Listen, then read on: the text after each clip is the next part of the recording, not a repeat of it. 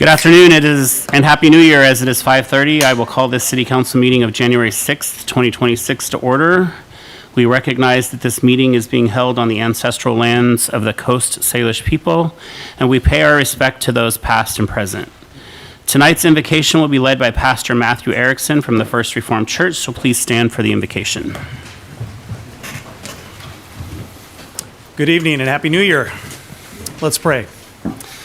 Gracious God, as we begin a new year, we pause to give thanks for fresh beginnings, renewed hope, and the opportunity to serve our community together.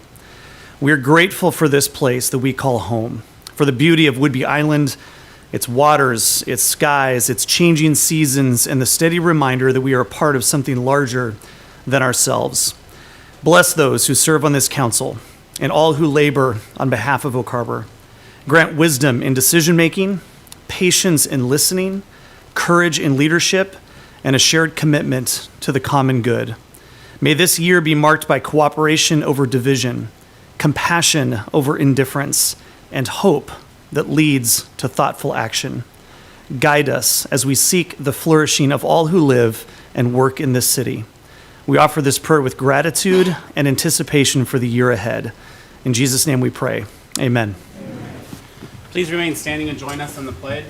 I pledge allegiance to the flag of the United States of America and to the republic for which it stands, one nation, under God, indivisible, with liberty and justice for all.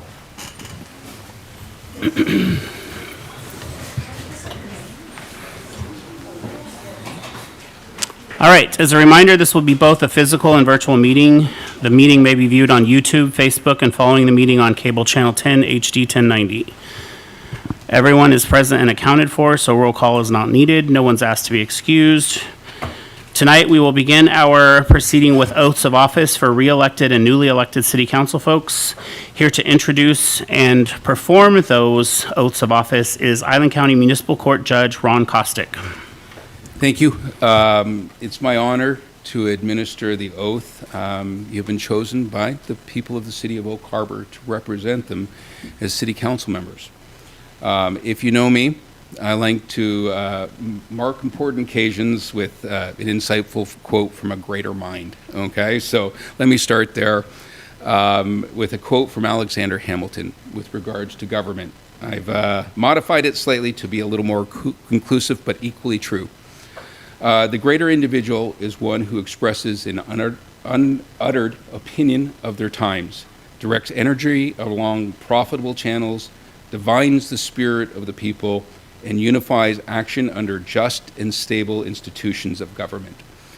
Breaking it down into my own interpretation, when we're talking about unuttered opinions, what we're talking about is the voice, the balance that you strive to reach between the silent majority and the silent minority.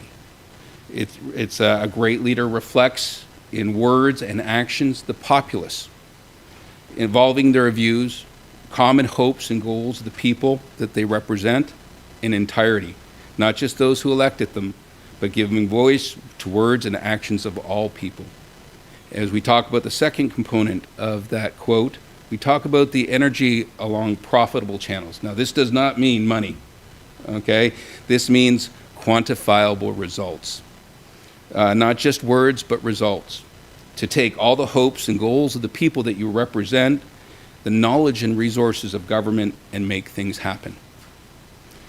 Divining the spirit of the people.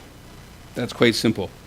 People who elected you, actually, understanding the hearts and wills of those people who put you in office based upon your platform. And then finally, unifying action under just and stable institutions of government. Unifying justice is something many forget, but is absolutely necessary and a key component to government. There is no better place than local government to accomplish this in these complex times. As city council members, you are the heart of the democracy.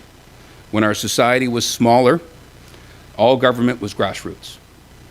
Now, it is you that represent the grassroots and the nature of our government that way. You are connected to the daily lives of the people who represent you. You have been empowered by the citizens you represent to make their voices and interests heard and improve their daily lives. Well, a healthy democracy, as many of you probably know who've been reelected, is messy. We can never forget this. In the words of Valerie Jarrett, who perhaps has a better interpretation of overall what I'm trying to say, when you are in local government, you are on the ground, you are looking into the eyes and hearts of the people that you serve. It teaches you to listen. It teaches you to be expansive in the people with who you talk to. And I think that engagement gives you political judgment.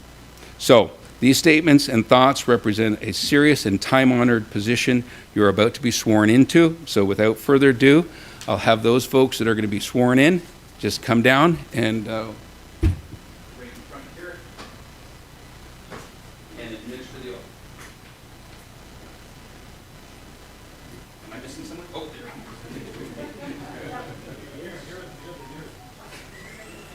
Okay, if you would repeat after me, and raise your right hand. I state your name. Okay. Do solemnly swear and affirm. Do solemnly swear and affirm That I am a citizen of the United States and of the state of Washington. that I am a citizen of the United States and the state of Washington, And that I am legally qualified to assume that I am legally qualified to assume the office of the City of Oak Harbor Council Member position. Your position.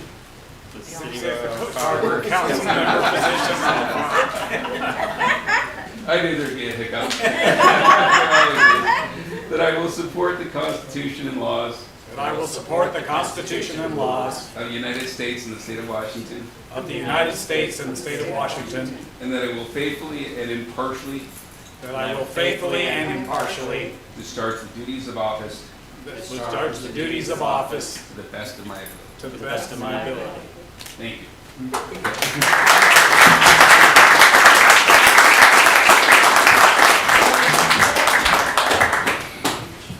So we can take a 3-minute break for pictures. You guys want more pictures?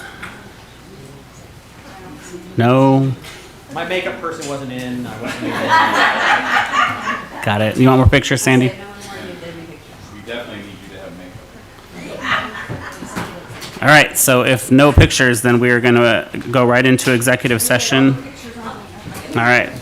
So at this time, the council will move into executive session per RCW 4230-110-1I to discuss with legal counsel litigation or potential litigation. The anticipated duration of the executive session is 15 minutes. Action may or may not be taken upon return to the open session of the regular meeting. Executive sessions are not open to the public.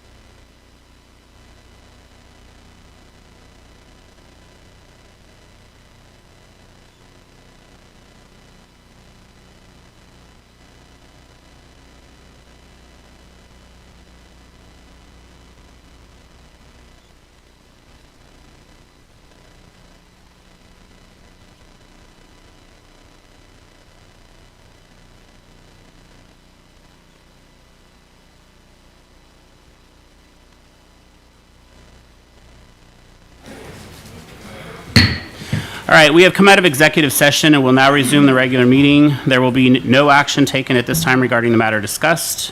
At this time, we'll move on to approval of agenda. Are there any suggested changes to the regular agenda as presented? All right, is there a motion to approve the agenda as presented then? So moved. All right, we have a motion to approve the agenda as presented by Councilmember Wittgenstein, seconded by Councilmember Romero. Any further discussion before I call for a vote? Hearing none, all in favor, raise your right hand. Raise your right hand. All right, passes unanimously. Thank you very much. We are going to move on to presentations. Tonight, we have a presentation from the Oak Harbor Main Street Association, and Margaret Livermore, the interim executive director, will be presenting. Welcome, Margaret.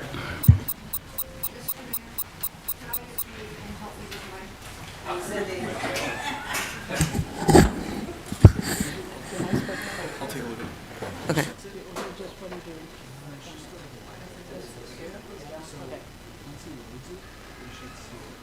Should be there. Okay. Do something, right?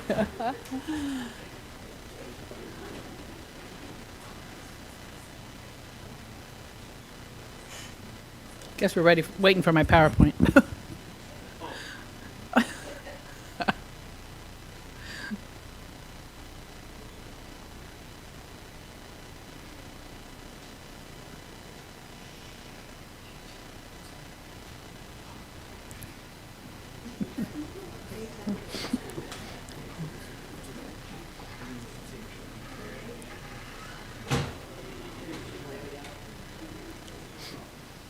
Here we go. Ready to go, yes. Thank you, Mayor Wright and Council, for letting me come and present for you today. As you introduced me, I'm the Interim Executive Director for Main Street. I'm doing this voluntarily to help us get back on track. And so for those of you that don't know much about Main Street, this will be new to you. Those that do, I might be boring you, but anyway. Here we go. Our history, we've just finished celebrating our 10th anniversary of being a Main Street community. We're excited about that. And we are one of 40 Main Street communities in the state of Washington. And there are 1,172 Main Street communities in the whole nation. Our goal, I'll go back a minute. Our Main Street's goal is to help revitalize and keep their historic downtowns active and vibrant. And so that's what our mission is, to create a vibrant historic waterfront community, making it inviting and safe for people to come down and enjoy each other's company. Whoops, wrong direction. We have a board of 8, 8 right now. We have Greg Lanza, who is our board president from Wildwood Farm, Heather Carter, who's with Noble Horse, Melissa McCumber, who's our treasurer, she's retired from Whidbey Island Bank. Catherine Munoz owns the Tipsy Jellyfish. Megan Weiss is with Whidbey Island Bank. Natalia Taylor is from State Farm. Amina Kaze owns Wild Ophelias. And I skipped somebody. Who did I skip? Somebody in there. Did I miss anybody? Oh, Christy Jensen, who's our vice president. Sorry. And I'm sitting as interim executive director, and we have a part-time employee who's our marketing coordinator. Main Street district is the central business district for downtown, and that's kind of an outline of our district. We have 100, or a little over 100 businesses downtown. We have 20 food restaurants. We have antique and collectibles. We have jewelry and galleries. We have apparel stores, retail shops, health and beauty, professional and community services, and 3 churches.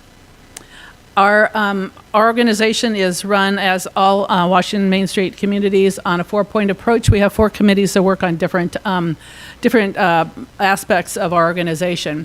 The Outreach Committee solicits volunteers, public relations, fundraising, sponsorships, and membership program. We try to involve our community. As you can see, some of these pictures, we have some council members that are helping out, some young children that help water our plants, other community members, and then the Garden Club is one of our civic groups that helped us with our Serendipity Lane. We have over 600 volunteer hours, which equates to $22,500 in community service.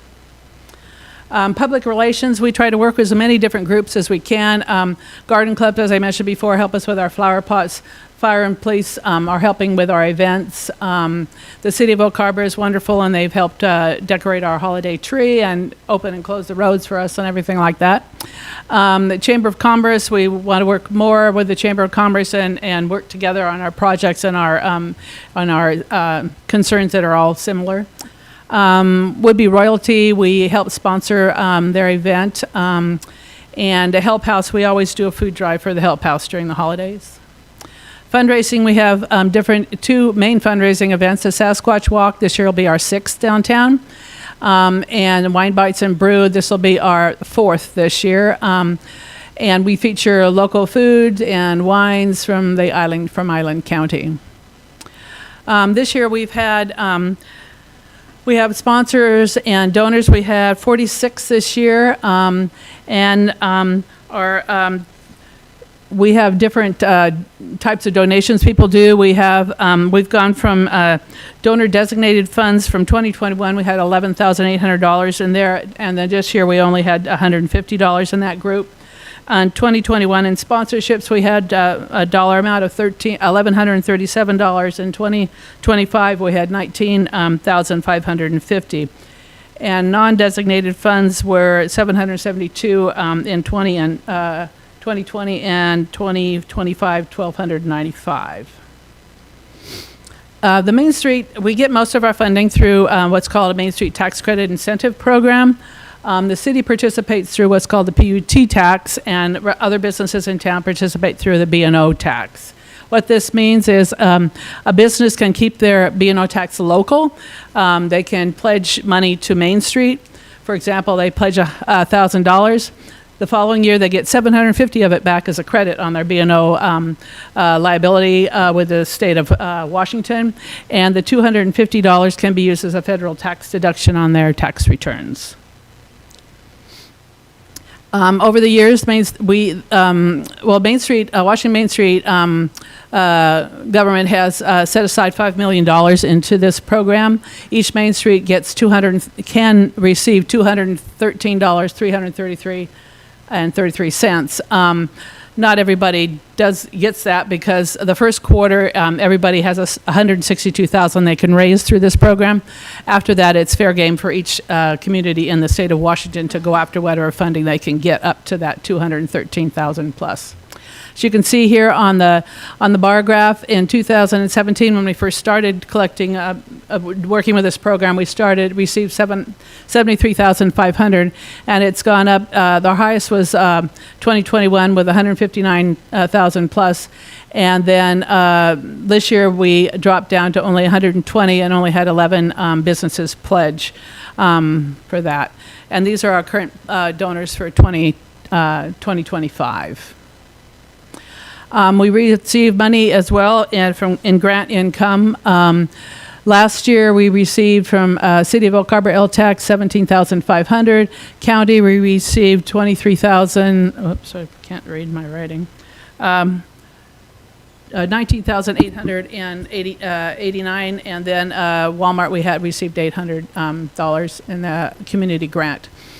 We have other grants sources that we receive money from as well, and these are just a bar graph of, you can see how the LTAC money has gone up over the years. This year we didn't receive, for 2026 we didn't receive anything from the county, but we did receive $27,400 for operations from the city, and then $11,280 for an Oktoberfest that we're going to start again. It'll be our 4th one that we've done. Our promotions committee works on marketing, image building, retail promotions, and special events. Here's some of our marketing things. We have a downtown walking map. We publicize in the Would-Be News Times three circulars that they put out. We had billboards on Highway 20 between Anacortes and Mount Vernon, and then another little ad that we've put out in other publications. Promotions. I'm going backwards. These are some of the events that we have going on. In January and February, we have 3 events: Winter Stroll, St. Patrick's Day and Art Walk, March through April. We do, we help with the St. Patty's Day Parade. We have Easter egg hunt that we have down at Smith Park for all little kids in town. And then we do a spring clean where we get volunteers to help clean up downtown.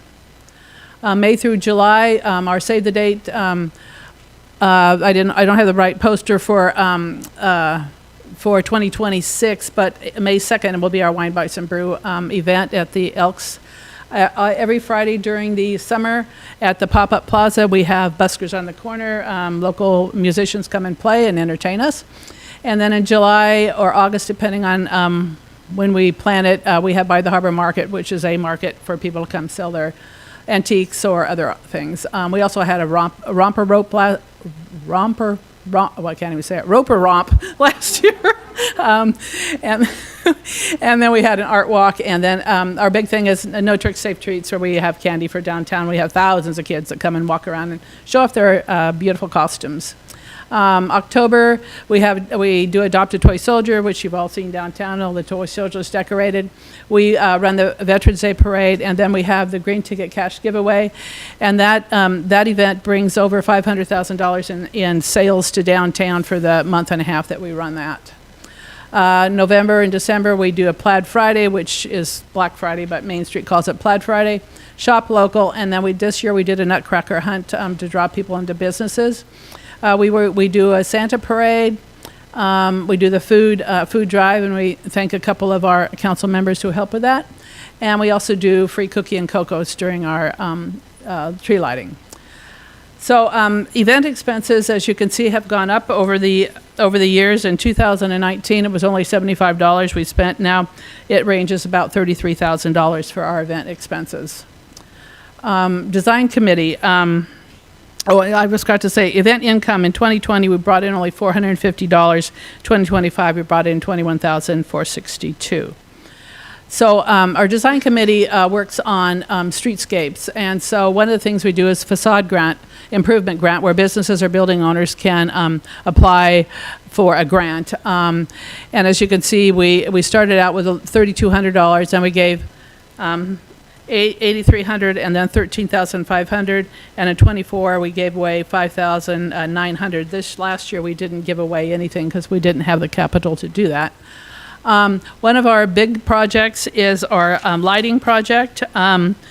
We lit the buildings. First, we started out by lighting the little trees along Pioneer Way, and then we went into our perimeter building lighting. And so we spent over $209,000 on that project alone. The facade grant, we spent over $30,000. Our pop-up plaza, which I have a little picture in the middle, that was a lot that was not very pretty, and so we got grants and sponsorships, and so we have painted murals and pergolas up, and we spent $19,000 for that. The Serendipity Lane project, and then we have banners that we put up, $4,300 for the banners, and then our gateway sign you can see at Beeksma Park. Serendipity Lane was our big project that we worked with the city on, and we thank them so much for donating some of their ARPA money toward that fund. It was an ugly walkway that went through just parking spots and garbage places where you put your garbage cans. Anyhow, so we had Furry Johns was as an architect who worked on designing this, and so you can see in the middle picture how ugly it is. And then this is when we were raining, and it was raining, but we were planting plants, and it's amazing to see how many people use that walkway. It's a wonderful passage from Pioneer Way down to the beach. Our streetscapes, I went through how much we spent, but you can see we peaked in the middle years there, and then we have gone down as far as what we spent, but we're working on new projects coming up in the future. Economic Vitality is one of our committees, and as you can see in the middle column, we have quite a few new businesses that came to downtown this last year. We had a few businesses that also expanded.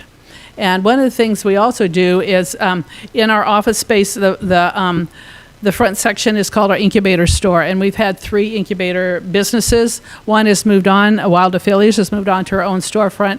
The second one we had decided that they didn't want to have a storefront. And the third one is Camp Kids, and they're hoping that something opens up soon, they'll have their own storefront. As far as our financials go, in 2019, our financial position was around $102,000. And unfortunately, we used money for all of our projects, and so we're down to only about between $40,000 and $50,000 right now. So we're needing to work on that. Let's see. Our total revenues we brought in 2020 $133,000, and this last year we brought in $216,000 with all our different avenues of revenue. Expenses are, as you can see, our operating expenses continue to go up. Our rent has gone up immensely because we moved from small offices into our bigger space. And then you can see payroll is always continuing to go up with our part-time and full-time part-time employee and full-time executive director. As you can see, average between 20 and 25, our payroll was $42,000. Our streetscapes 24, events 11, and operating 15. And then this last year, payroll was 62, events were 16. So you can see how they're changing. We have numerous goals that we're working on for 2026 and beyond. One of the big things we want to work on is researching Wi-Fi, to put Wi-Fi in Pioneer Way to help organizations that have events down there be able to have communication. We want to put directional signs. We were setting up an Oktoberfest. We want to develop waterfront historic markers. We want to look into having a trolley downtown. We've done that once before, but it'll be kind of fun to try again. We want to expand the Main Street Tax Credit Incentive Program so that we have more businesses participating. We want to improve and expand our facade improvement grants. We want to revamp one of the areas, parking areas that are downtown. And we want to work with businesses to see if we can get more of a uniform operating business hours. And then I just want to recap. So for Oak Harbor Main Street Association, it has a PSA with the city that expired last year for $95,000 in PUT tax. We've asked the city for up to $150,000 so that we can work on projects and carry forward with our mission. If the city were to give us the entire pledge the entire $150,000, they would receive $112,500 back next year as a tax credit. And the $37,500 that's left can be used as a federal deduction on the federal taxes that they pay. So it's a win-win situation for both Main Street and for the city with this program. So anyhow, thank you so much. Any questions? So Margaret, thank you very much for working so hard on this presentation, and thank you for taking the time to meet with me and the board last week. I really appreciated the opportunity to sit down and discuss with you what your future plans were, as well as to give some background information to council before your presentation. I think that the council will probably have questions during the section where we're actually approving the increase if they do so. So we'll hold the questions until then if that's okay for you. Sounds good. Thank you all so much. Thank you so much, Margaret. All right, we're going to move on to public comments. Comment on consent agenda items or subjects of interest not listed on the agenda at this time. Opportunity to comment on the remaining agenda items during the meeting as appropriate. Comments on public hearing items are heard during that portion of the agenda. Visit our website for methods to submit public comments. Public comments sent anonymously or from a non-verifiable address will be shared with mayor and council but will not be displayed. We received no public comments since our last regular meeting. At this time, we will accept public comments on items not listed on the agenda or on the consent agenda. The clerk will call your name in the order in which you signed in to speak. Please step forward to the microphone and state your name and address. Limit your comments to 3 minutes. Mayor, we had no one sign in to speak this evening. Great. That's okay. We're going to call on you. So I was just getting to that next. So if there's anyone here with us this evening that would like to step forward at this time and make public comment, please do so. State your name, your address, and limit your comments to 3 minutes. Hi, my name is Monica Grant, and you said address, 1320 North Oak Harbor Street. Was that it before? That's perfect. Okay. I know a few of you in the room. My name is Monica Grant. I was a PR director and a sponsorship director for North Woodby Soccer for the better part of 5 years. My kids have been playing for soccer since 2016 here locally. My husband actually also grew up here playing himself and was the one that brought back the end of season tournament, if any of you have seen that. I'm actually here just to, I guess, start the conversation for the possibility of the city to look into turf fields. We are one of the largest youth sports program in the city of Oak Harbor and actually on Whidbey Island itself. And it would make a huge difference to these kids and the families that are here, because right now we have, are they 7 years old? 7-year-olds that are practicing from 6:45 to 8:30 at night, because the only space lighted that we have for them to continue to practice competitively and do what they love is at the high school. And the high school currently has a flag football program, which we respect and we understand kids should be doing all the sports, but we have no other spaces. So we're just here to start the conversation on that. And that's it. Thank you very much. Please state your name, your address, and limit your comment to 3 minutes. My name is Sunny Waldron, and my address is 953 Walker Heights Place. I'm just here to reiterate what Monica's already said. I have my daughter here with me and some other girls from the soccer team, and a lot of times, we have to cancel practices because Fort Nugent is underwater.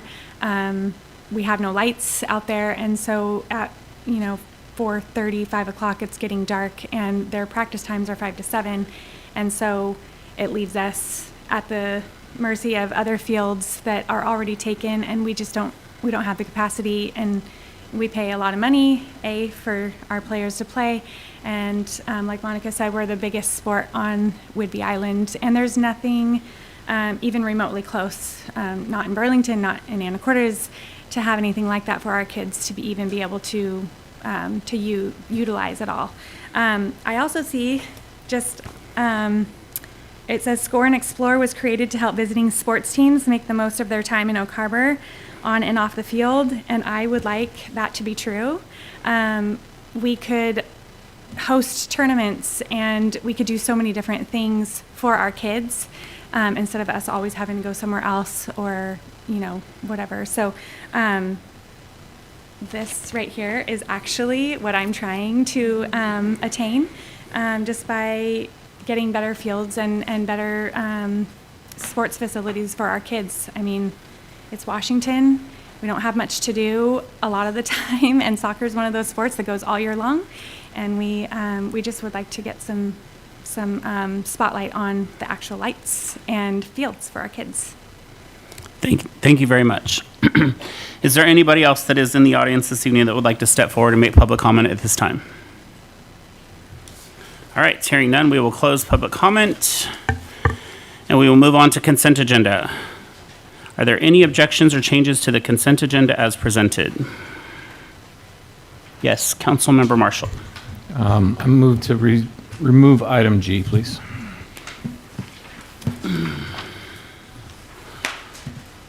All right, you want to remove item G, the 2026 Advisory Board reappointments. Are there any other items that we want to remove from the consent agenda? Do you need a second? No. Don't need a second, okay. I just need to know if there are any other items. All right, so items A, B, C, D, E, and F, are we all in agreement that we can approve those items? If we are, I would entertain a motion to do so, and then we'll have discussion on item G. Yes, Councilmember Marshall. Motion to approve the remaining consent agenda items as presented. Okay, we have a motion to present or approve a motion to approve the remaining consent agenda items A, B, C, D, E, and F, seconded by Councilmember Wiggenstein. Is there any further discussion before I call for a vote? All right, hearing none, all in favor, raise your right hand. Okay, that passes unanimously. Now we will talk about 2026 Advisory Board reappointments, and Councilmember Marshall, you have the floor. Thank you, Mayor. I just want to, I'm going to start my comments by saying this is not about anyone in particular. I just, as we were discussing our employee handbook policies at the last meeting, it brought to light, or it reminded me that when we were initially talking about our council code of conduct, we were given an example from Kirkland, and it had a nepotism clause in terms of advisory boards and commissions and stuff as well. And so that's something that I would like to discuss at our retreat on Thursday. And so I just am not I'm not going to oppose any reappointments at this particular time, but I just don't want to, I want to be fair and transparent to everybody involved, that if for some reason that were to pass, and that could potentially make a change to this appointment. So that's all. All right, is there any further discussion on that issue? All right, hearing none, are we going to bring it back? Yes, Councilmember Stuckey. I was just going to say thank you for everyone who decided to do another round. I mean, we appreciate our volunteers and thank you for those that are continuing for your reappointments. Thank you, Councilmember Stuckey. Anything else? Yes, Mayor Pro Tem.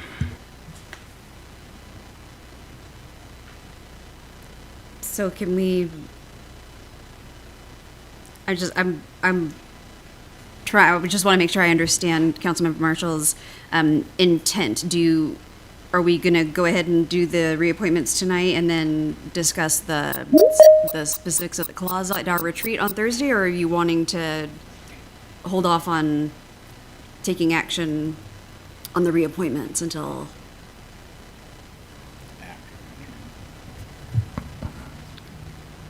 I just want to be transparent in that, I don't want somebody to get appointed and then potentially be unappointed at a later date, and so everybody else, there is the whole slate.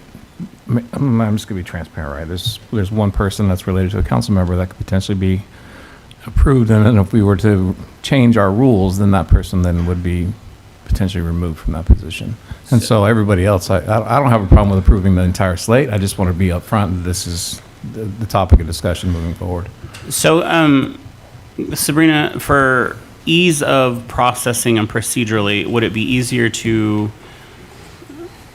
remove someone that's been appointed, or would it be better for us to wait and have this discussion later in the week and then bring this back at the next council meeting? I would recommend waiting. We can check in with Hillary, but my concern is that because of the way the bylaws work, that the person is voted into or approved for being in that position, and then we're trying to go back on their term that they're already serving. So I would think you'd want to wait and then come back to that decision at a future meeting. Okay, thank you. Yes, Councilmember Wittgenstein. I'll make a motion to table this till our next council meeting. Okay, so we have a motion to table item G till our next council meeting. And I'll second. And we have a second by Councilmember Romero.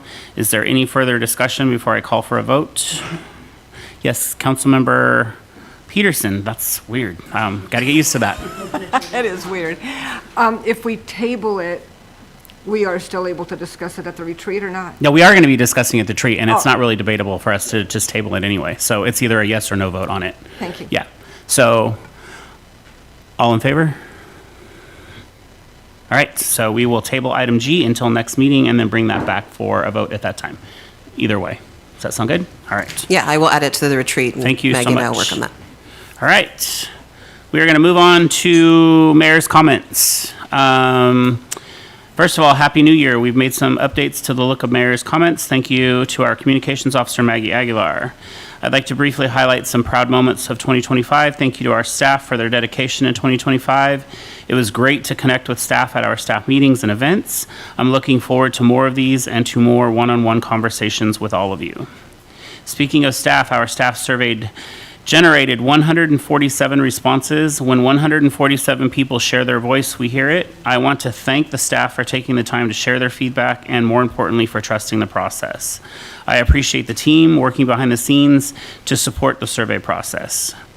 Another success this year was the passing of the B&O tax for the marina as it relates to the vision for what we have for the marina and where we're going in the future with the marina. So very proud of that and proud of all of you for us finally getting there after like 15 meetings. Grants received in 2025. In 2025, the city applied for over $32 million in grants. We secured over $6 million so far. Notably, $1.8 million of the total will offset street improvement projects in the next 2 to 3 years, with $483,000 dedicated to public safety and public defense, and $2 million in support of workforce housing projects. $16 million in grant funding is still pending, so we're waiting with bated breath and holding our fingers or crossing our fingers that those go through. Another huge highlight and accomplishment was the Washington State Auditor Stewardship Award. We received a visit from Washington State Auditor Pat McCarthy and her staff, who presented the City of Oak Harbor with a Stewardship Award, recognizing the city's dedication to accountability and transparency in government. State Auditor McCarthy explained that this award is given to very few public entities, with only 10 being awarded in the entire state out of 2,817 audits completed this year. Congratulations to our entire finance team and to others on our staff who assisted in providing information for the audit. The Wright Blend, we are resuming these once a month in 2026. Thank you to our residents for asking hard and well thought out questions. Thank you to staff, council members, and representatives for our police and fire departments for attending. Thank you to local businesses for having us. Community catch-ups. These brought local partners together to provide transparency about local programs. We had some great conversations regarding schools, emergency management, and homelessness, to name a few. These events provide another opportunity for residents to ask questions. We will continue to have these in 2026 as well. Stay connected. These are just a few highlights from 2025. There were many more. Come to a meeting, a Wright Blend, or send us a question via email or call us. Follow us on social media to find out what is coming up. Please remember that social media is not the best place to leave comments or ask questions. It's best to email the city directly, and we will provide you a point of contact that will give you an answer that is accurate and timely. All right, we're going to move on with the agenda, and we have the selection of Mayor Pro Tempore. Traditionally, the City Council selects a Mayor Pro Tempore at the first regular council meeting of even-numbered years. Councilmember Tara Heisen has served as Mayor Pro Tempore since August 5th, 2022, having been selected by the council to fill this role again in January of 2024. Those serving as Mayor Pro Tempore serve as the presiding officer of the council meetings in the absence of the mayor and participate on the mayor's behalf as requested for local government and civic meetings and events. Prior to opening this up to council, I just want to personally thank Mayor Pro Tem for all of her unwavering support that she provides to me, whether it be in meetings, whether it be on phone calls, or whether it be at community events. I appreciate you more than you know, and I think that we make a great team. So at this time, I would entertain nominations for Mayor Pro Tem. Yes, Councilmember Merrill. Having watched Mayor Pro Tem Tara Heisen, she has demonstrated balance, knowledge, experience, and wisdom in her capacity. So I'm proudly nominating her to continue for the next year. All right, so we have a nomination for Mayor Pro Tem to be reelected as Mayor Pro Tem for the next 2 years by Councilmember Merrill. Is there any discussion or a second? Second. And Councilmember Arms seconds the motion. So before I call for a vote, is there any further discussion on this topic? All right, hearing none. All in favor, raise your right hand. Passes unanimously. Thank you very much. Congratulations. All right, at this time, we will move on to City Council comments, and I will turn it over to all of you and open the floor to you all. Don't all speak at once. Yes, Councilmember Arms. Just a reminder that January 16th, here at Council, we're going to have the marina tenants coming, and we're hoping everybody can come. It's from 6 to 7, so we need all the marina tenants to be here so they can voice their opinion of how they feel, what they want, and where we're at, and it'll be... hopefully it'll be widely attended, and we know we're working hard at the marina. We have 2 advisory board, subcommittees, and they're doing a lot of hard work. And you know, you can see a lot of changes, a lot of things going on. Even with everything that happened during the wind, we're making progress on a lot of issues. Thank you, Councilmember Arms. Councilmember Merrill. With respect to the transit district, the base the NAS Whidbey Island Base Command, they're elated, and I am too, that we're now going to be able to have scheduled bus service into the base. And this would be great because there's countless numbers of sailors that would like to grab on the bus and go into town, and until now they had to do it on an on-demand basis, and this should work. It's going to take some months, though, to get the message out. That's all I have. Thank you, Councilmember Romero. Anybody else for the good of the order before we move on? Now is your time. All right, hearing none, we will close council comments and move on to ordinances and resolutions. First up tonight is Resolution 2601, declaring the need for emergency repairs to the Oak Harbor Marina. And here to introduce that topic is our Harbor Master, Miss Elise Henry, as well as our Parks and Recreation Director, Brian Smith. Good evening, Council. This item presents Resolution 2601, declaring the need for emergency repairs to the Oak Harbor Marina under RCW 3904-280 competitive bidding requirement exemptions, and the city's adopted purchasing policy and procedures regarding emergency response to declared emergency work, and Governor Ferguson's proclaimed state of emergency.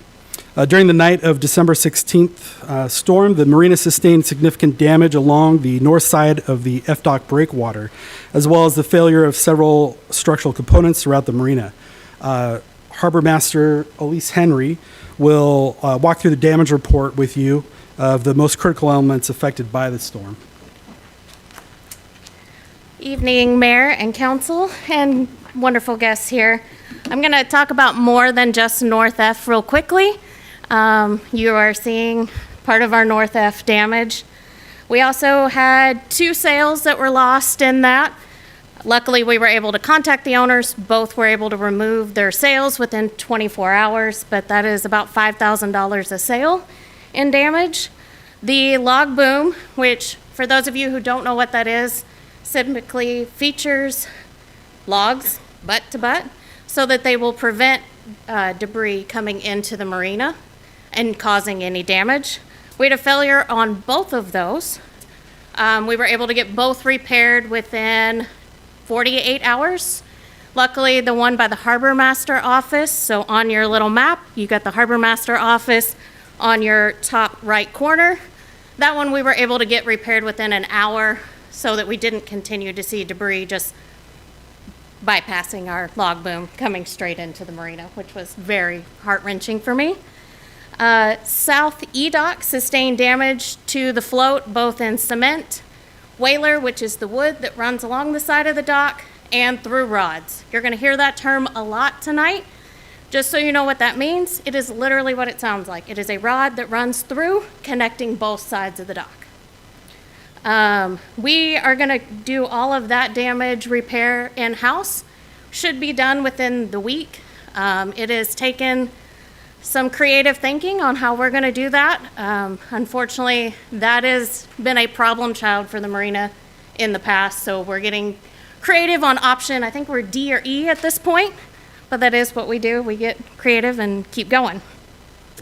There was a water line break on South F Dock at F47. That was able to be repaired within 72 hours. Luckily, we do have a shutoff valve located close to that break so that the entire South F was not without water, and the Waterloo, aka the floating restroom on F Dock that the public takes advantage of, was able to be functioning at this time. North E Dock had a piece of the roof trim that decided it was going to try to fly away as well. Got that repaired as soon as it showed its nice ugly head within 48 hours. That one is one that you got to wait for the wind to die down before you climb up on the roof though. So the water main under the main gangway decided it did not want to stay in place as well either. It hopped out of its brackets. We were able to get that back in the brackets within probably 4 hours of arriving at the marina. And that was actually a much easier repair than we thought. So that one was our win for the day. South F, we have a patio that has damage at a through rod and a panel that is sinking. That panel sank a little more. And we had 2 boats along the main walkway that you'll see in the presentation that fenders did not stay in place, and they received varying degrees of damage. So North F, as we mentioned, was hit hardest. You are looking at what you'll see later in the presentation as patio 4, which is the right bottom corner of this photo, and patio 5. These are 2 of the hardest hit patios on North F. You can also see all that debris that built up inside those patio areas. This is a different look of patio 4 and 5. The photo on the right is your patio 5 looking to patio 4. And then again, the photo on the left is your patio, nope, that one is patio 5 looking to the south of the marina. And they didn't all fall off. I have 2 additional that fell off that you've seen, but we had 5 that are now partially hanging. And unfortunately, that does not help with wave attenuation at all. And those are going to cause further damage if they're not repaired. And in the repair, you can't just simply straighten that back up. You have to completely remove that panel and put it back in place. And those panels are 6 feet below the water line as well. It's not just what you see up above the water.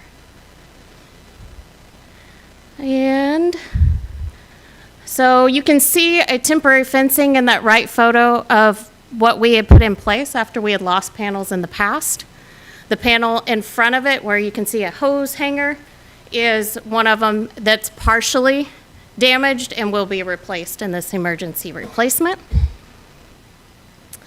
These are the 2 boats along the main walkway whose anchors did not stay in place. As you can see, both sustained damage in varying degrees.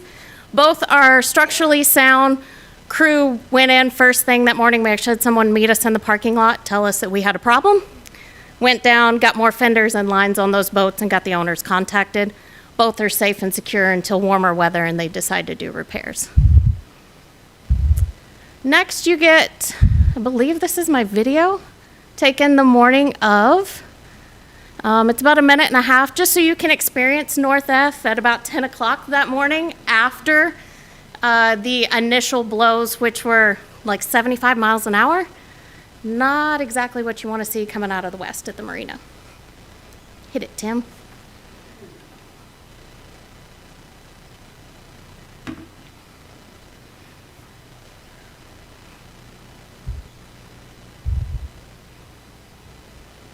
The sound made it even more dramatic, just so you know. Because it was still blowing pretty good out of the west when we were doing that walk. We have since closed North F off to the public just for liability reasons. We do not want anyone going down there to check that out for yourself. This is your one glimpse. And we have also caution taped off areas. That's one of the sails that was lost. I had a liveaboard tell me it sounded like a bomb went off at about 12:30 when that sail came undone. They were not amused because they got to listen to it for the next 9 hours. Yeah, there was a rainbow. It was wonderful. It was so happy moment. Sorry, Tim. I got to make sure you realize that it was not a good thing. The marina did have divers come down, and on this diagram, the red lines equal the panels that are missing. The yellow lines are the panels that are partially detached, and the numbering system that is used so that we're all uniform. All panels are located. They're setting on the bottom. They've been tied off. We're hoping that they're in decent shape because they cost about $20,000 a piece. Yeah, exactly. We also had Moffett Nickel come down and do a walkthrough on the 19th just to look at what damage they would include in this emergency repairs. And the WCIA insurance adjuster was there today, did a walkthrough with us and an inspection of the damage. We have received an expedited hydraulic project approval from Washington Department of Fish and Wildlife, and they have extended the fish window for our project till March 3rd, which typically the fish window closes February 15th. And for those of you who don't know, a fish window is what time we're allowed to do in-water work here in Puget Sound. So typically that fish window is August 15th to February 15th. We have been granted an extension to March 3rd because finding a marine contractor in the fish window is virtually impossible. We should be hearing back from the Army Corps by the end of the week to know if they are going to also grant us the expedited emergency permit.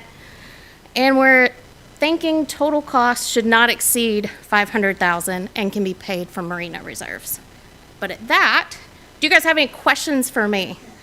Because there's still a whole nother section of the PowerPoint, but I'm happy to answer damage report and/or marina repair. And your faces look like mine the day of. How do you get the panels off the bottom? The marine contractor will bring a crane and pull it up, then check and see if there's any pickets that need to be replaced, and how the outside timber, that they're not C-channel, they're not metal on the north end, they're timber, and how those need to be replaced and run new rods through. You're going to see more of that with Brian's half of the presentation.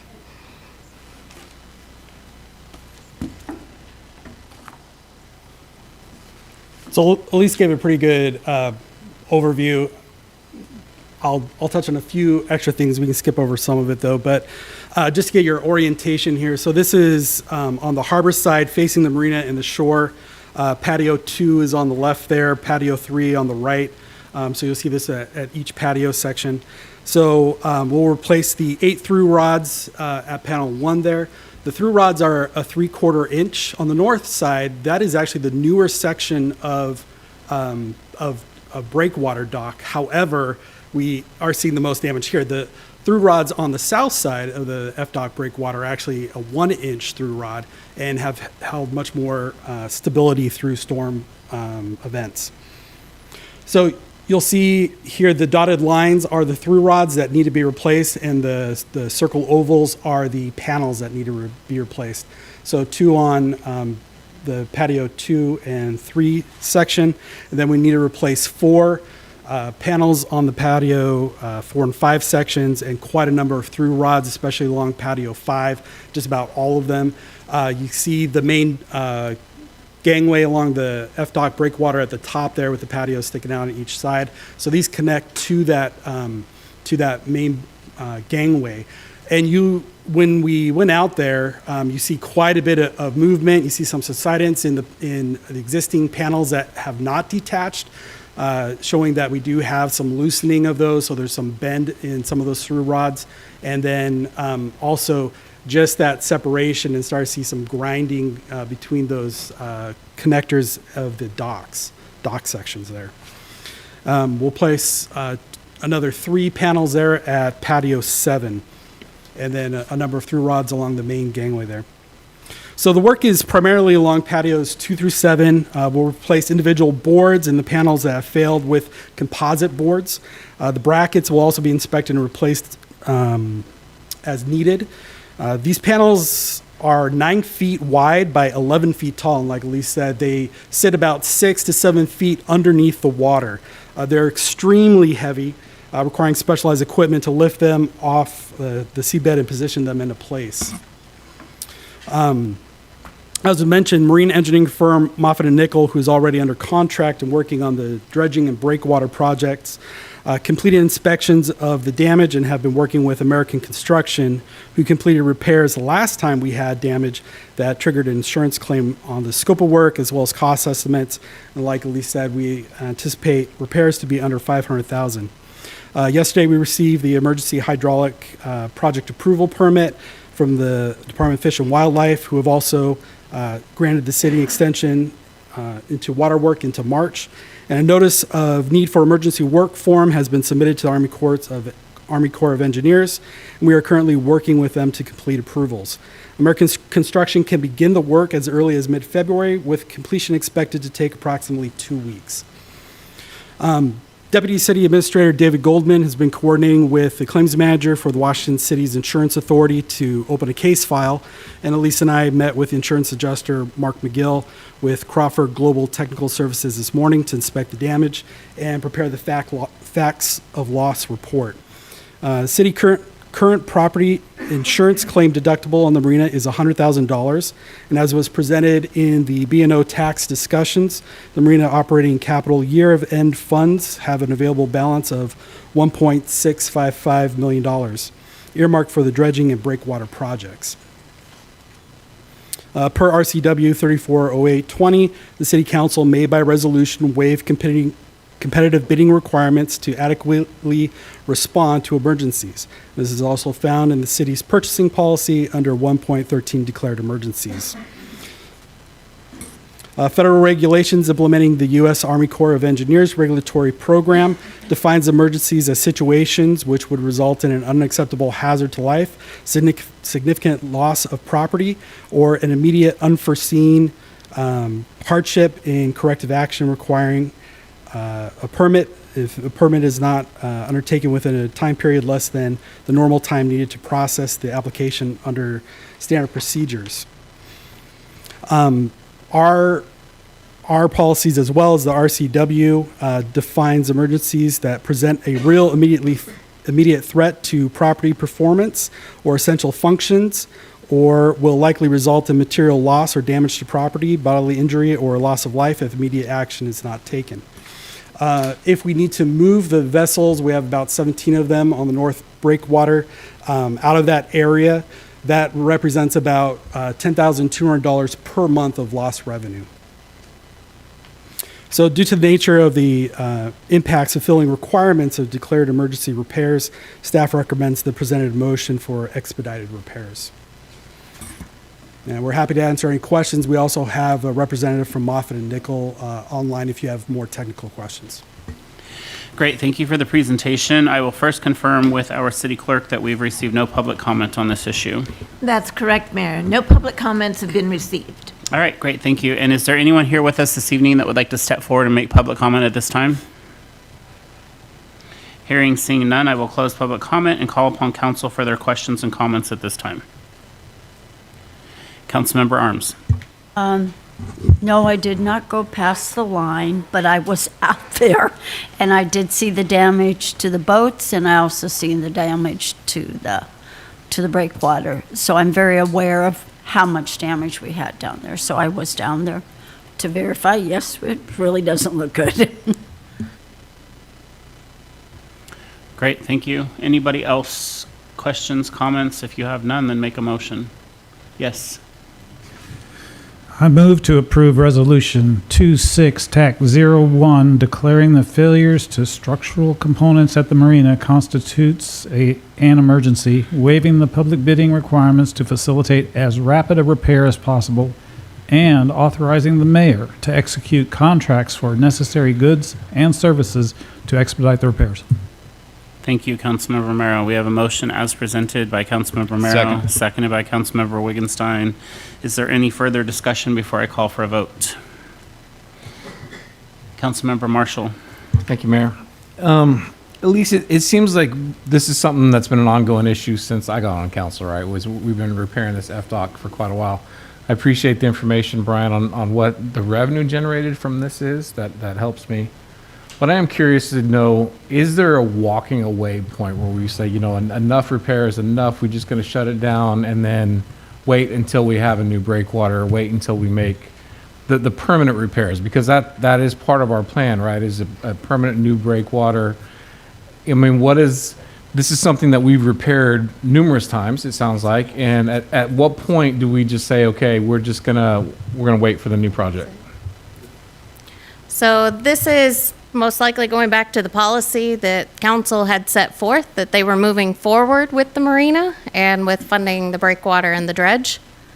So I don't know that I have additional comment because I'm working as directed. So then I guess I'd pose that question to council then. At what point would we say that's our walk away? Is it because we don't even know what the new breakwater looks like, right, Elise? We don't know if it's going to be a floating one like this. We don't know what the new... Based on what was voted for with city council, it will be floating. It will be the same design. It'll be a major rehabilitation and repair to anything that needs to happen, but it's going to look the same. And will then therefore function the same essentially, or? That is up to many different factors. But it will be, I mean, considering the south went in the 80s and the north end went in the 90s. And that is our wave attenuation and what blocks everything from coming inside the marina. Okay, thank you. Yes, so you have two others, and I would also say, just to piggyback on what she's saying, 80s, 90s, we're talking 30, 40 years ago. Obviously, things have gotten better and improved. So we're expecting improvement in what we're going to see that we're installing. So to answer your question. So I guess it does and it doesn't. So are we going to replace this entire FDOC? And so are we just band-aiding up what we've got, and then when we do the new breakwater, we're going to replace it entirely? Or, I mean, are we spending $100,000 now and potentially again next year, and potentially again another year until we get this replacement? Is it going to be, are we going to take this entire FDOC out and put in a new one? I mean, what does that look like? I can refer to Bill Gherkin with Moffett Nickel if you would like, as far as design goes. And if we're looking at repair, and I just saw him unmute, so I will let him talk. Perfect. Thank you, Elise. Evening, everyone. So with the breakwater, we're looking at the emergency repairs now to reestablish the panels necessary for the wave attenuation through rods, some of these 20 feet long, which hold your float modules together also and prevent the breakwater from basically coming apart in more serious or additional storm events. Down the road, what we're looking at is perhaps in the 28, 29, possibly 27, 28 ish window, construction window, doing a more significant major rehabilitation of the existing breakwater to extend the useful life of the breakwater another 15 to 20 years. And then I think at which point, and correct me if I'm wrong, Elise or Brian, the long-range future plan is to replace that breakwater with a monolithic concrete floating type breakwater. But at that time, that may be tied to reconfiguration, additional actions within the marina. So hopefully that didn't get too confusing, but the near term on the breakwater is major rehabilitation to try and get another 15 to 20 years of life out of that breakwater. And the other piece that's key here is to undertake your dredging and to maintain that dredging in a regular manner, so you don't end up with the excessively shallow depths that we currently have under the breakwater. Hopefully not too long-winded. Did that answer questions? Yeah, okay. He's indicating yes. So thank you very much. Mayor Pro Tem. Thank you, Mayor. I just want to, and most of my question did just get answered, but I wanted to, I guess, reiterate or clarify the purpose of the breakwater and or FDOC, because it does seem, like we're throwing good money after bad. If we repair it, then it falls apart, and we repair it, and then it breaks, and then we repair it, and it breaks, and this seems like an endless cycle. But and I knew that there was some purpose in there of wave attenuation, but I was surprised to learn tonight that those panels went so far under the water. I knew they were under some of the water, but I didn't realize they were that substantial. And so while it is, the temptation is to, like, if we're going to make a major investment, then why are we putting a very expensive Band-Aid on it in the meantime, I guess, if we're just going to make this big investment down the road. But in my mind, and I could be wrong, because of the purpose of the wave attenuation and the breaking of the water, if we just allow it to continue to degrade, or if we I don't know, took it out altogether or just didn't repair it, then the wind and the waves that it's currently, it's holding that back from doing any more damage in our marina. And so if we were to allow some of that to come through, then that would just continue to get exponentially worse.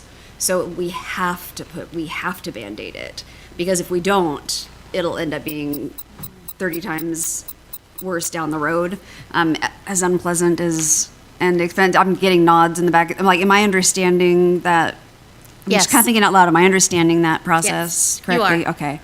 And Brian yeah. did mention that we'd lose the $10,000 a month. That's not pointing out that most of those 17 boats are going into our guest moorage. Sure. So we no longer Yeah. can accommodate anyone for the summer season. So marina revenues plummet, and the $5 Yeah. million that is put into the city from the marina is also gone. Yeah, that's so. Yeah, that's so hard because. Yeah, we take up the parking, but then if we don't do some repairs, then each and every weather event will just cause more damage further and further and deeper into the marina. Brian, you had something to Yeah, add? and to speak to that as well as Councilmember Marshall's comments and questions, the two main factors that are affecting the breakwater are the dredging depth. As it hits low tide, those panels underneath the water are actually sitting on the seafloor, and so that creates strain. And those through rods, which are much more smaller caliber on that north side than the south side. You don't see this kind of damage on the south side, just on the north side. Being able to repair those with a more robust through rod, getting that dredging done, which will happen in the next year, that those Band-Aids will then become permanent at that point, right? So we cannot guarantee that this will complete some of the work that we've done during the rehabilitation of the breakwater, but as long as we don't see significant damage of that will actually go quite a ways to already taking care of some of the work that's already going to happen there. Okay, thank you for that. That's reassuring. So we're the Band-Aids, for lack of a better word, is something that we can continue to build upon as opposed to, completely undo and replace later. So this kind of, I'll think of it more as baby steps than Band-Aids. So yeah, thank you. That was very helpful. Thank you. Councilmember Arms, did you have a question? No, I was Comments? just going to comment. Last year, we didn't have anything, but this year we did. And so, you just never know. I mean, the weather was horrific. And, when I was out there on FDOC, part of it, I was surprised. I'm like, gee, some of it held. I mean, And so when you look at what was done and where it was at, and then how it affected towards the harbor master's place where the boats were, it was a miracle because the other part of the dock was fine walking on and wasn't much of a problem. So you're talking an expensive, but not the whole thing. So I think that's the whole thing, and we didn't have that last year. We were very fortunate.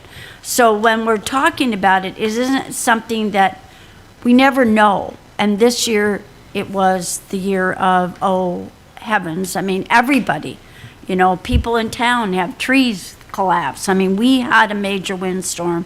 So I think that's also that when you actually walked out there, you're like amazed that there wasn't more damage. I mean, it was bad enough, but it was not that like I thought it would be. Councilmember Romero. Thank you, Councilmember Arms. I appreciate your comments with regard to the old structure, and I note the problem of having what you call the weakest link. And so in the illustration that you had there, one of them was the diameter of the rods. So I would say that the temptation to do what you would call a emergency fix just to get things running again is not wise, but I do think that a careful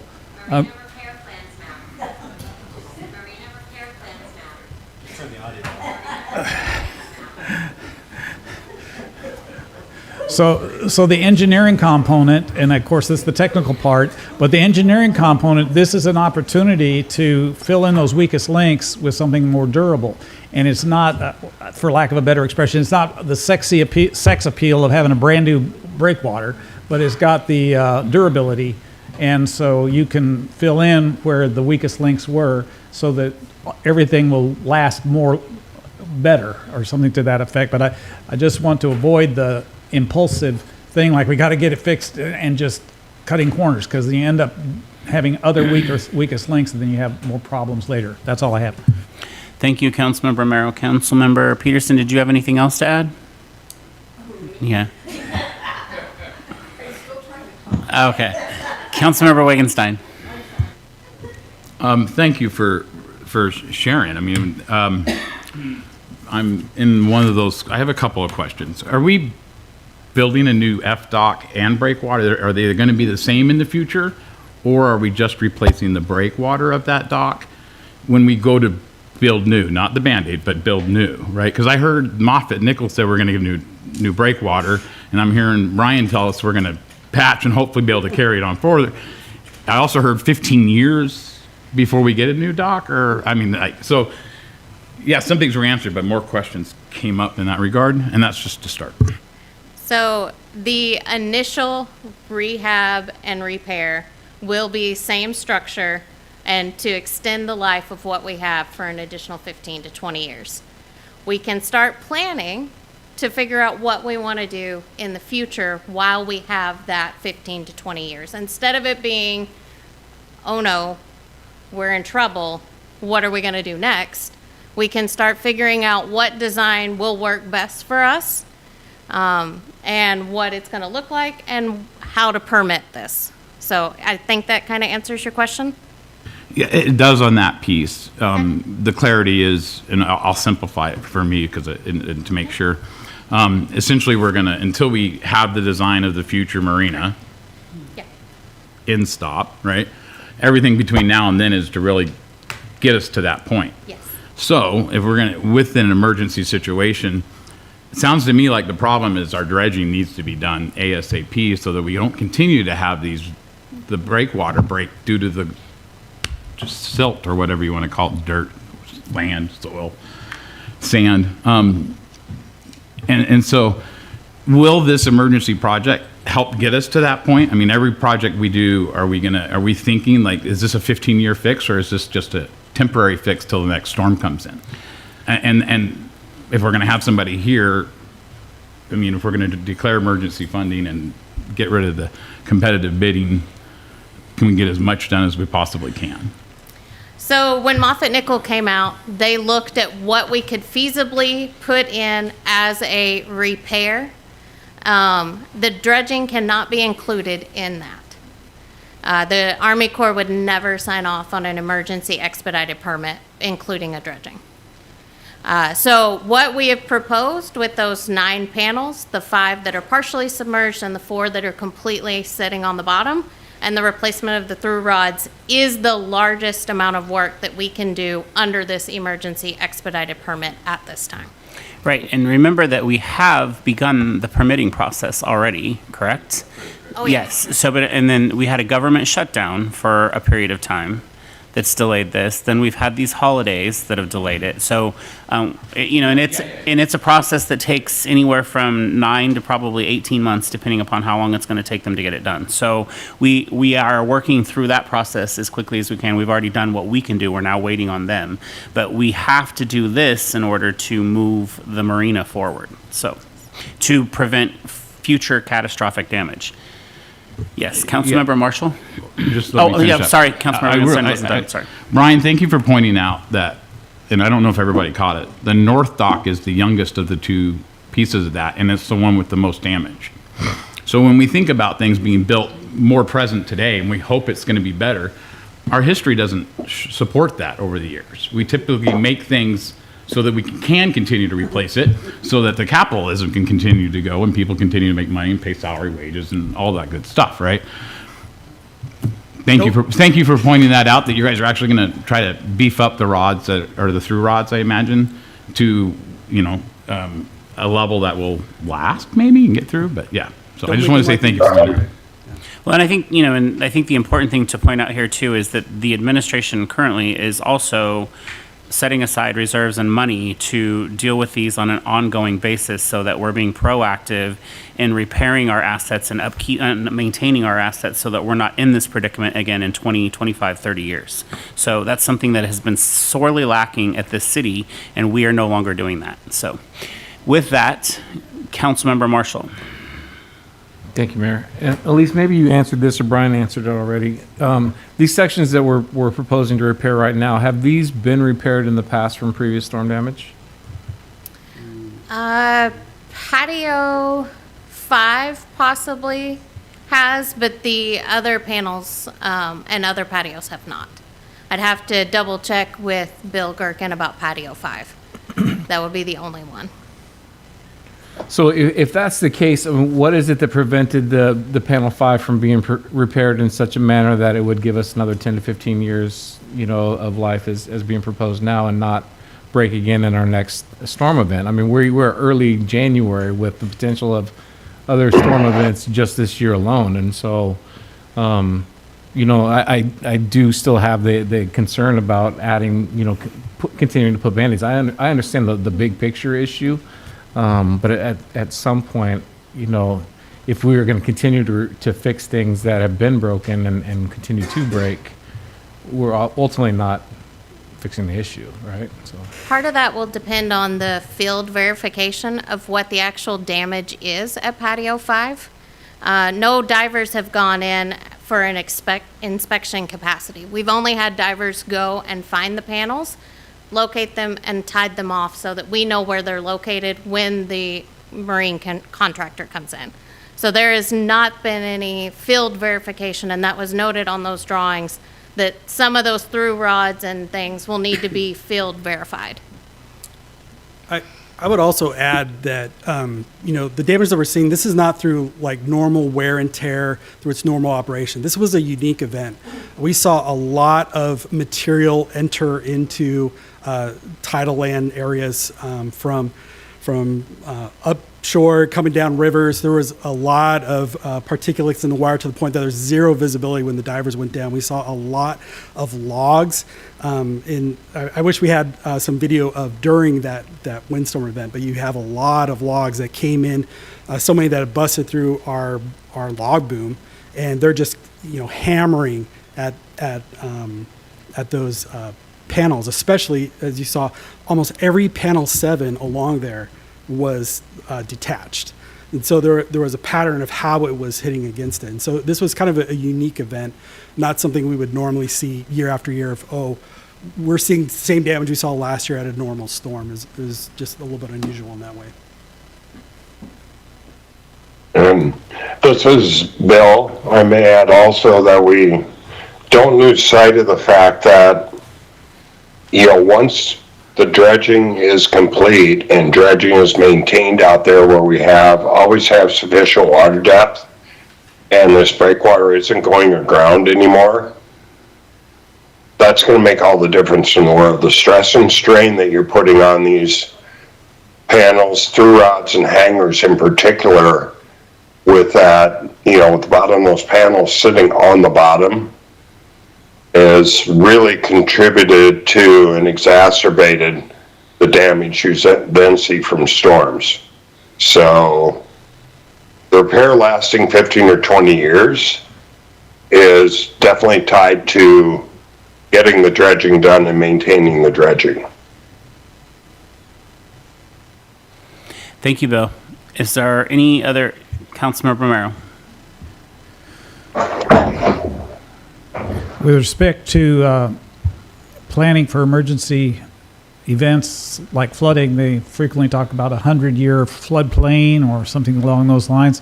And just by the nature of what storms are, there's the unpredictable nature not only of the severity or the type, but also the frequency.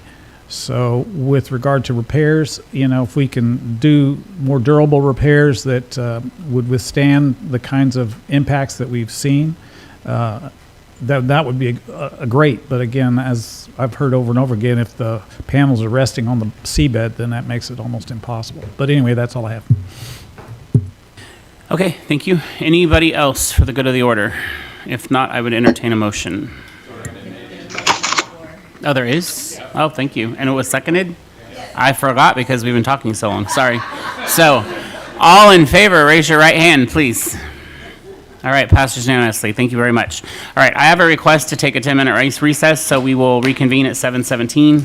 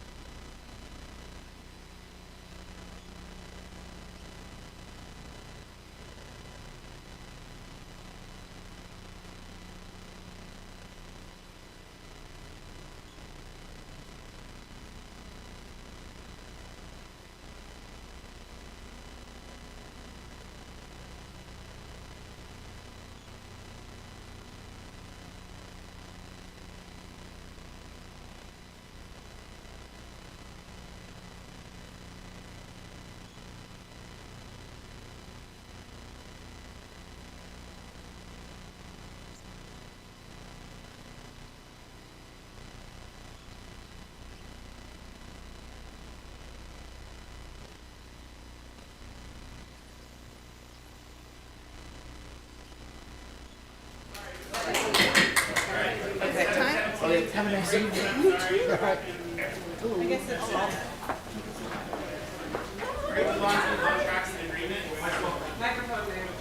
Sorry, we're going to move on to contracts and agreements, interlocal agreement with Whidbey Island Public Hospital District for EMS services.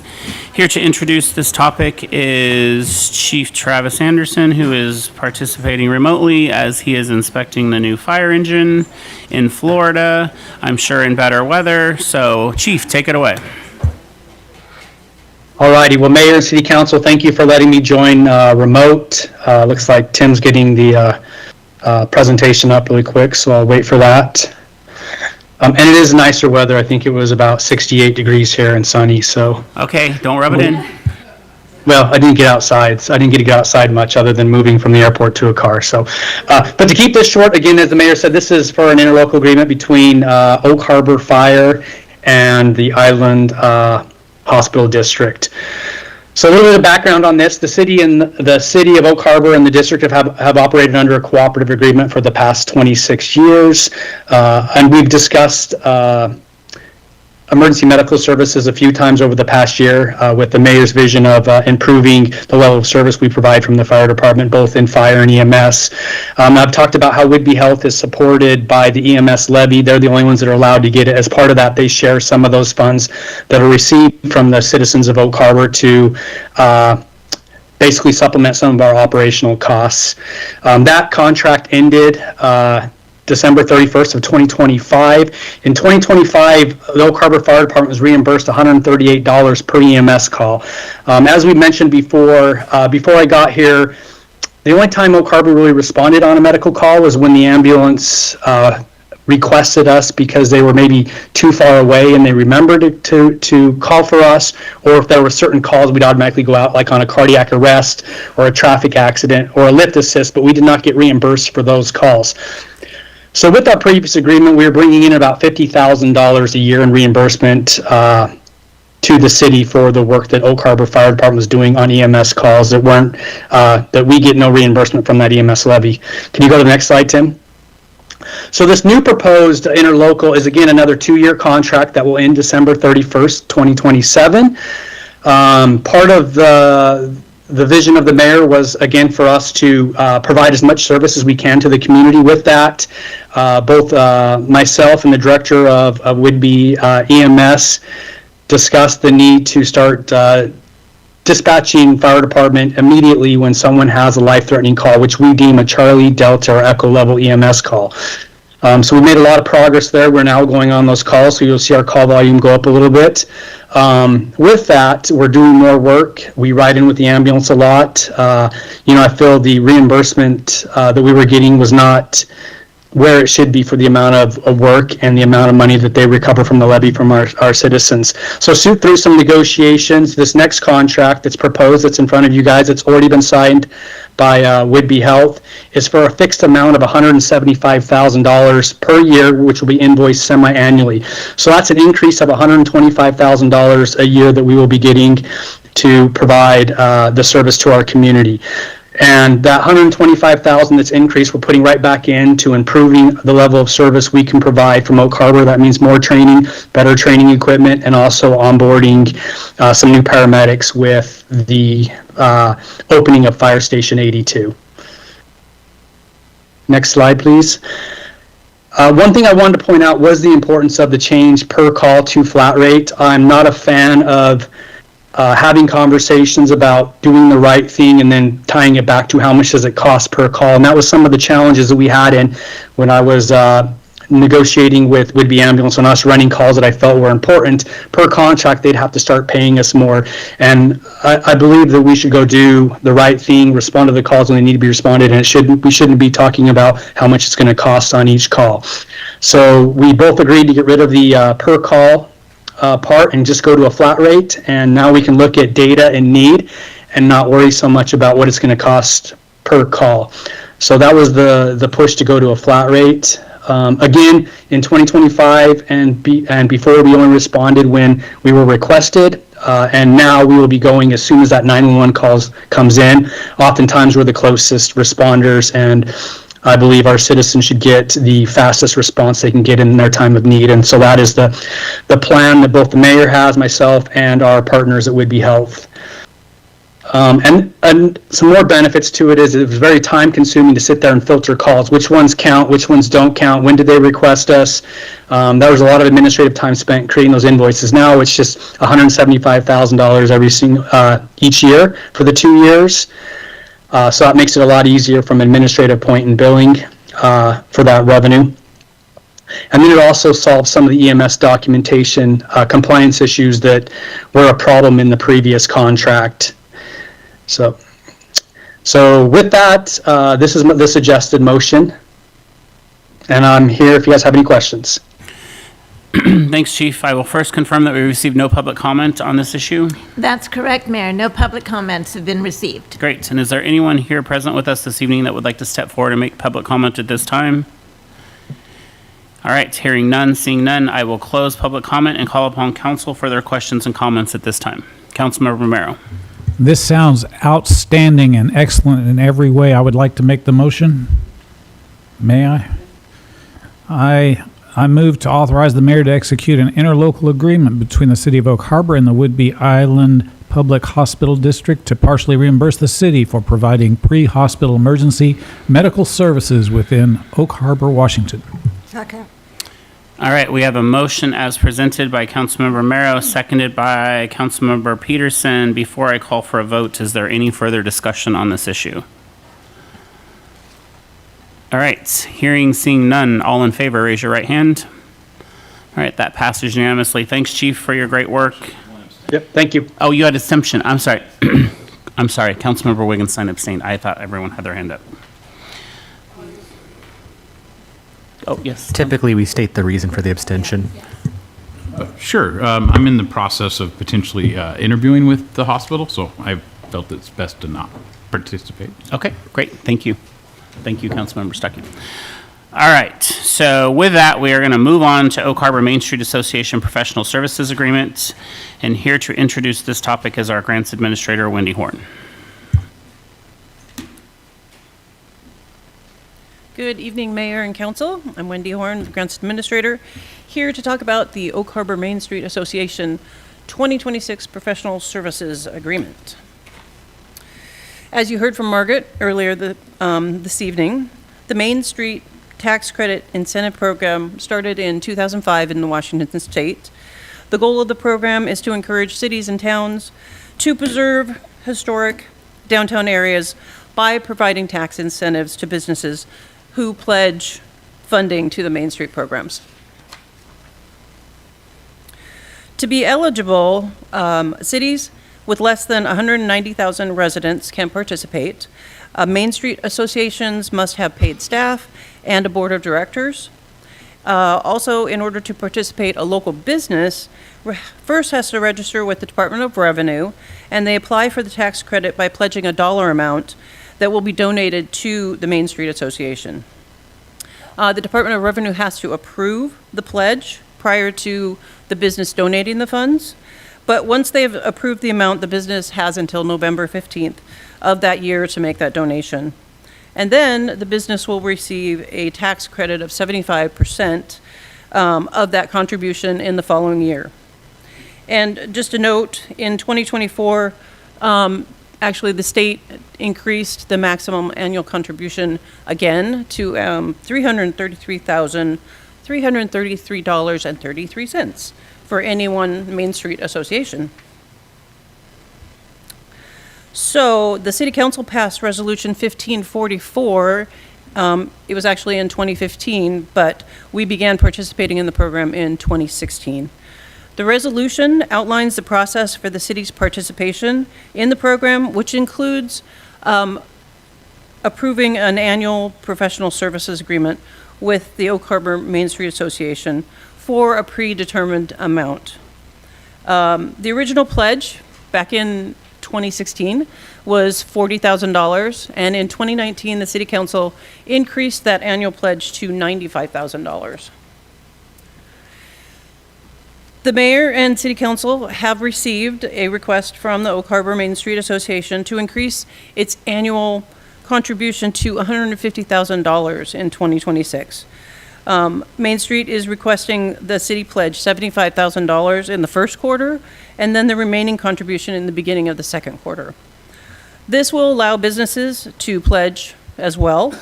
A pledge of $150,000 will allow other businesses to pledge up to $183,333.33. And the PSA, the Professional Services Agreement, does state that the city will reduce our pledge if there's businesses that want to pledge more than the unmet amount of $183,000. If the city does approve $150,000 pledge, the tax credit for 2027 will be $112,500. And basically saving the amount of the pledge, the rest of the public professional services agreement, is essentially the same as it has been in the past several years anyways. And with that, I'm open to any questions. Thank you, Wendy, for your presentation. I will first confirm that we received no public comment on this issue. That's correct, Mayor. No public comments have been received. Great, thank you. And I will now ask those of you who are here with us this evening if you would like to step forward and make public comment on this issue. All right, seeing none, I will call upon council for their comments. Councilmember Marshall. Thank you, Mayor. David, it was said during Margaret's presentation that other 25% can be written off federally. Is that correct? I mean, it's just money that that will be out. You know, we get 75% back. That's all we get back. I don't know about written off. Like, I'm not sure what that means. So there.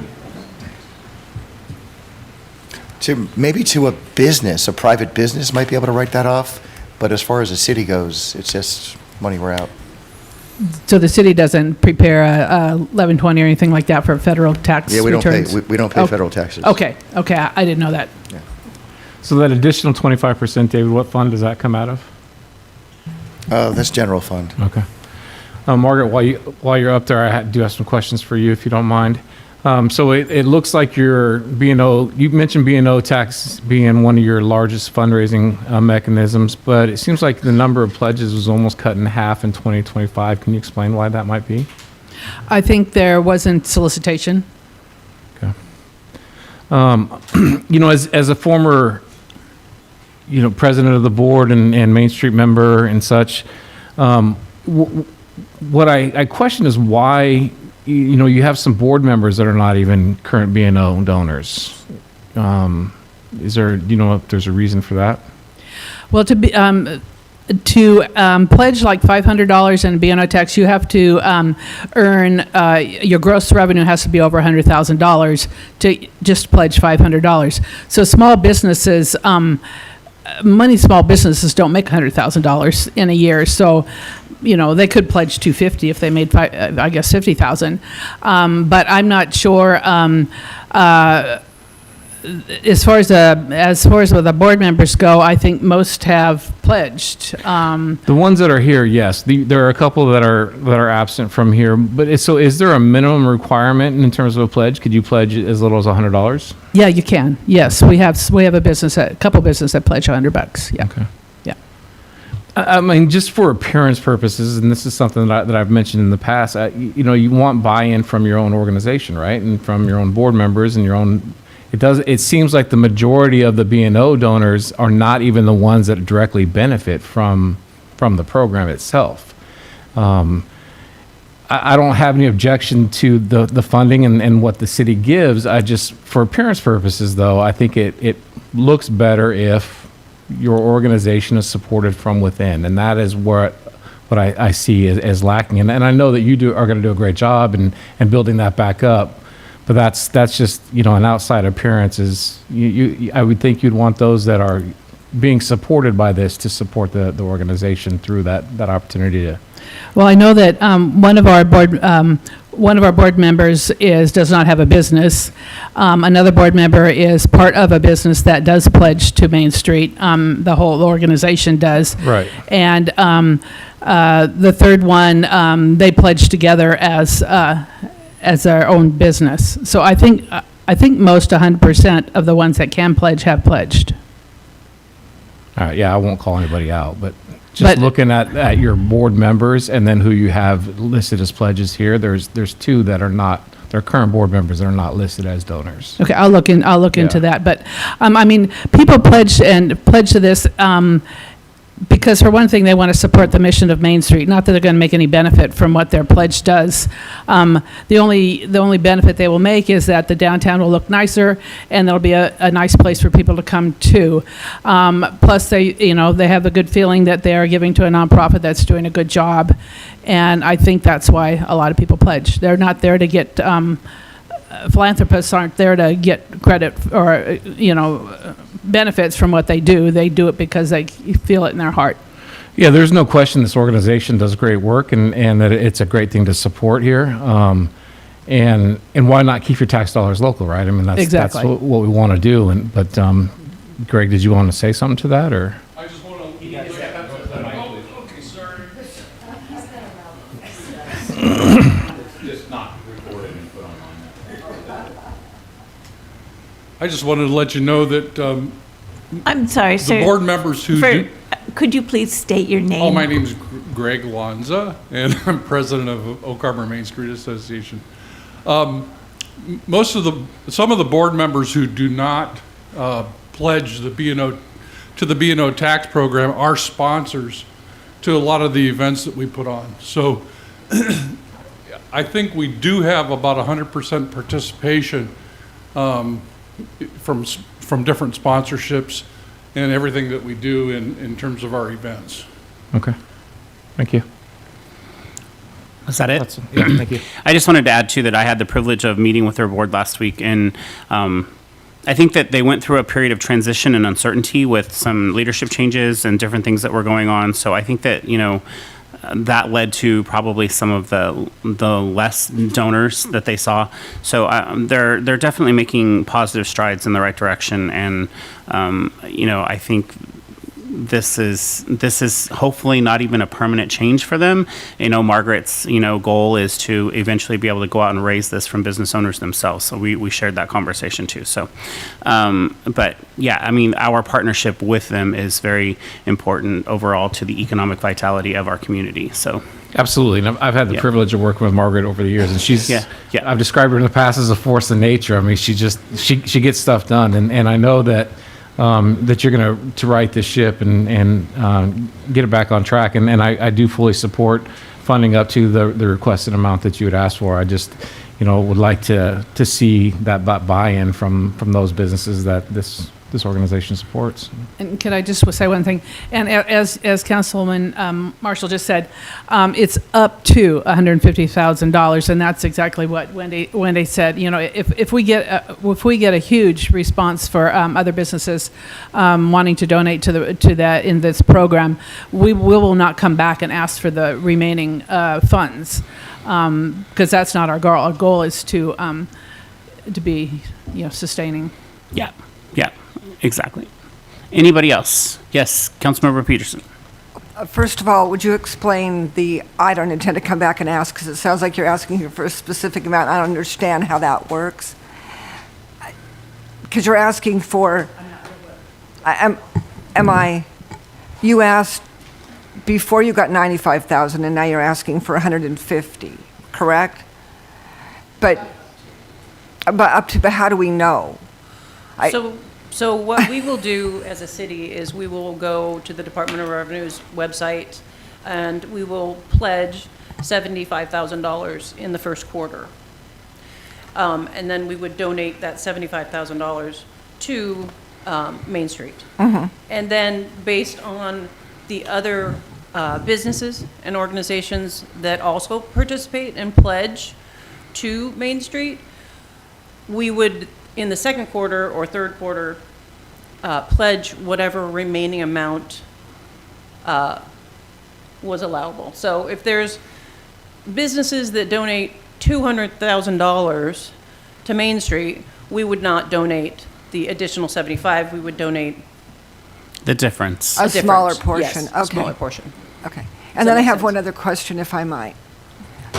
One of the things I look at nonprofits, which are kind of Main Street, is your payroll is 62% of what you take in, which for me just seems a lot. Why is it so much? I think most nonprofits, I'm sure payroll is pretty high.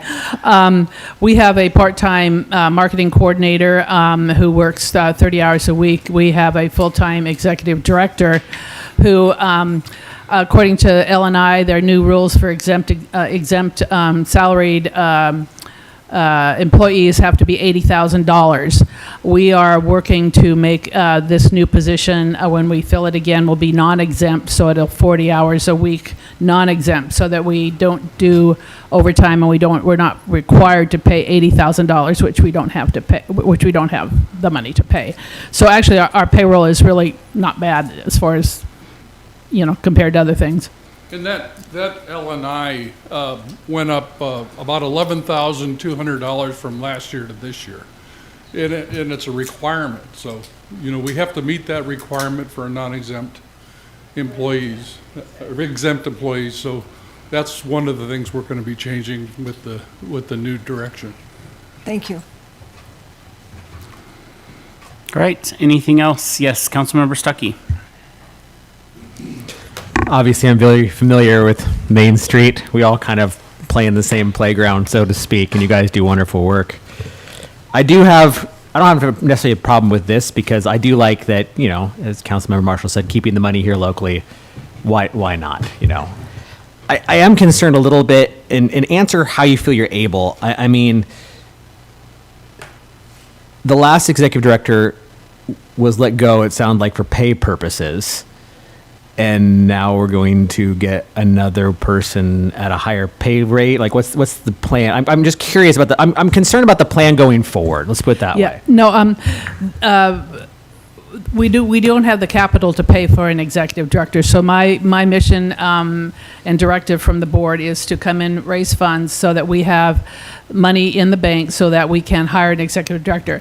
However, we are not going to hire an executive director at the exempt salaried rate that the L&I requires of $80,000 this year, 90 something the next year, and higher 90s the next year. We want to make it an exempt, non-exempt employee so that the payroll will be less, so that we can be able to do all the projects that we want to do to support our mission, and still have, which we are required to have a full-time executive director for the size of city we have, to be able to make our budget, balance our budget. Do you know, and it's tucked in the slides, and I was having trouble doing the math. Do you know approximately how much of your budget is from the city of Oak Harbor, both in LTAC and in this grant program, this B&O program? I can't tell you right off the top of my head.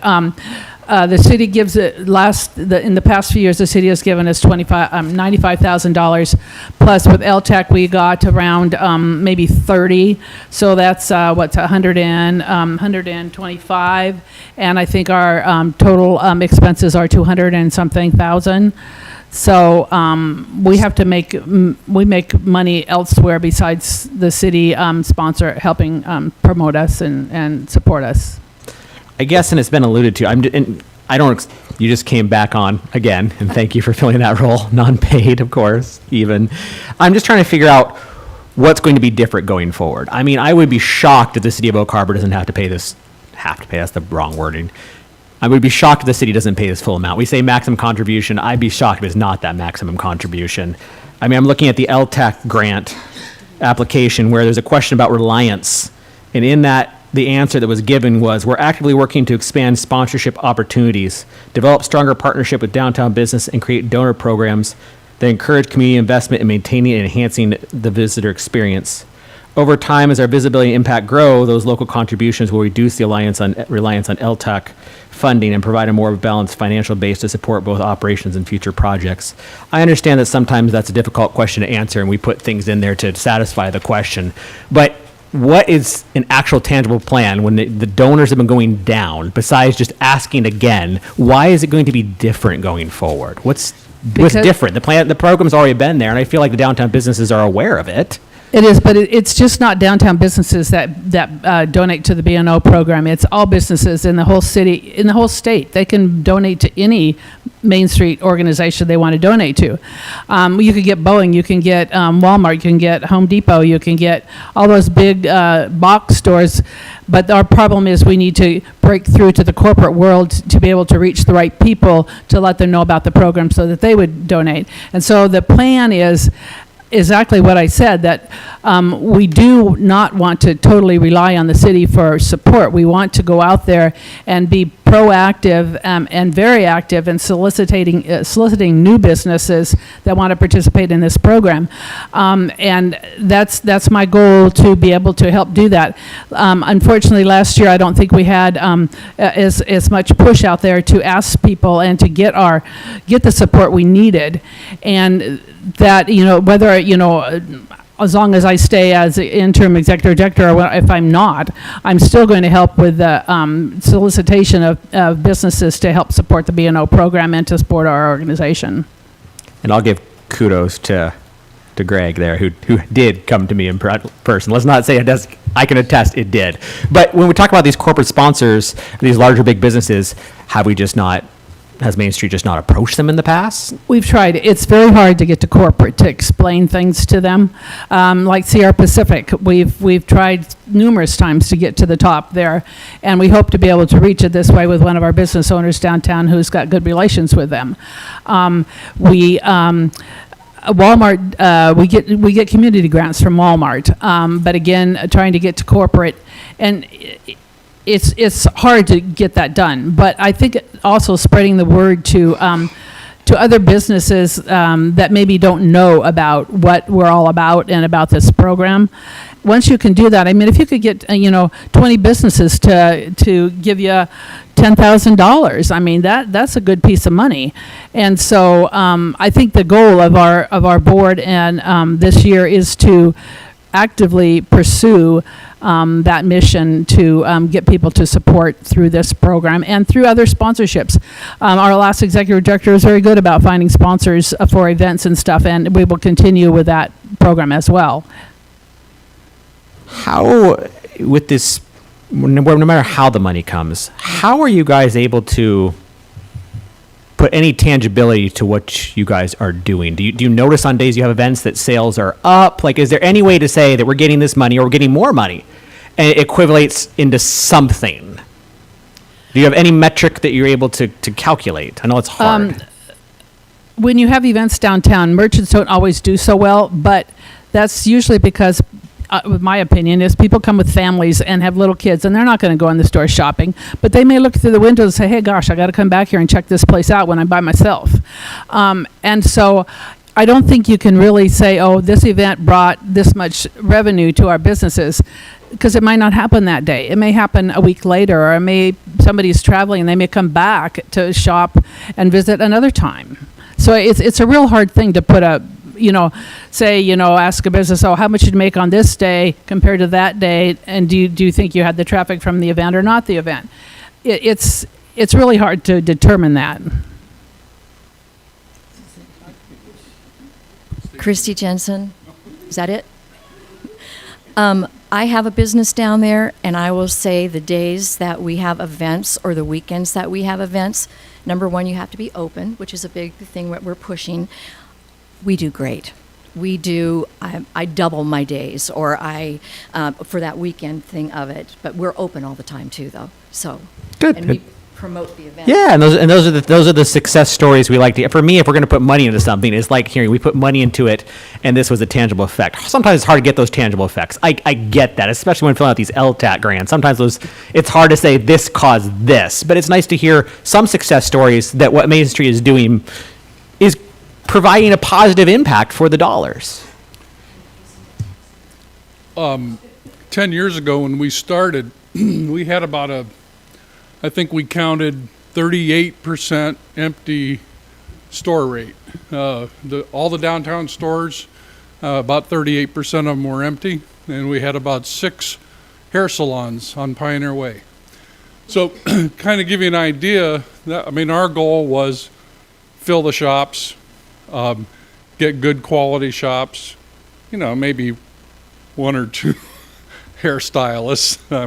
Nothing against hairstyle, but we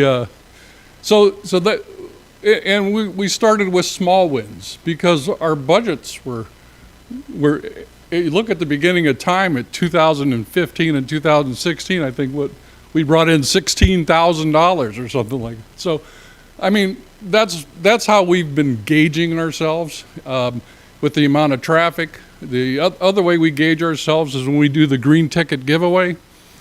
We can gauge how many tickets are sold with the receipts, and we've gone up every year in terms of how many people are coming downtown to shop during that time period. So those are the kind of things we do to gauge things. And then, unfortunately, we're like anyone else. So we have good years and bad years, and I think between the board going out and hustling the B&O tax program, I think we've all put in probably about 150 hours getting out there and just soliciting businesses to join our program, helping them understand what it's all about, and going that route. So we're going to be working harder this year to make it all happen again. Well, thank you to all the volunteers. I know for many of this is more a labor of love, especially when you get to the stuff when you're going out there cleaning things, potting things, not just the board member duties. I know you guys do so much more than that. So I would love for you to come back and say, hey, we don't need any money from the city because it was all raised. So thank you for what you do and answering my questions. Thank you. Anybody else? Yes, Councilmember Wittgenstein. I just want to, I don't really have any questions. I want to make a comment, though, that because of the events that are happening that Main Street's participating in and sponsoring, you've created a safer environment for our youth to come and participate in these events as well. And you can't really put a price tag on that. And I just want to say thanks. And with that, I'll make a motion. I move to approve the professional services agreement with Oak Harbor Main Street Association as part of the Washington State Main Street Tax Credit Incentive Program with a maximum contribution of up to $150,000. Second.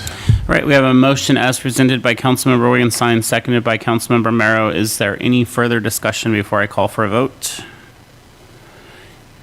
Do you have your hand raised?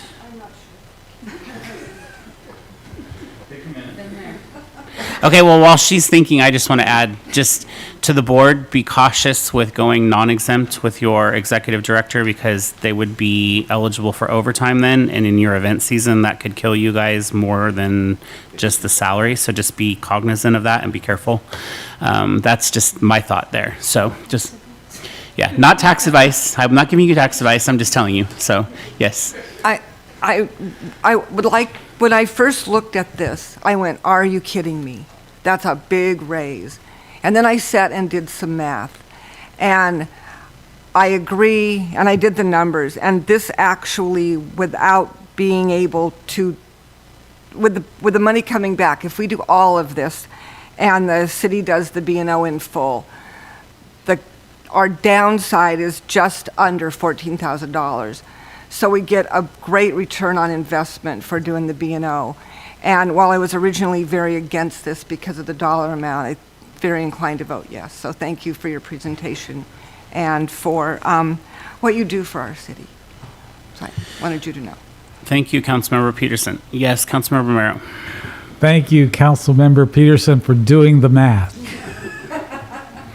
All right, so Councilmember Stuckey.